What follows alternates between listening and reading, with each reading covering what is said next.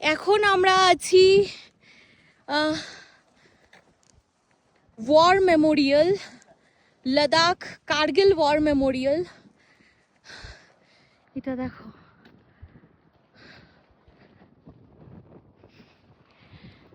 এখানে proper ID proof check করে দেন ওখানে আমাদের গাড়িটাকে রেখে আমরা এখানে এন্ট্রি করলাম।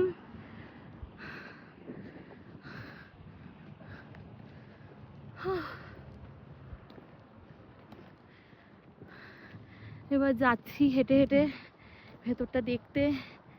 এই যে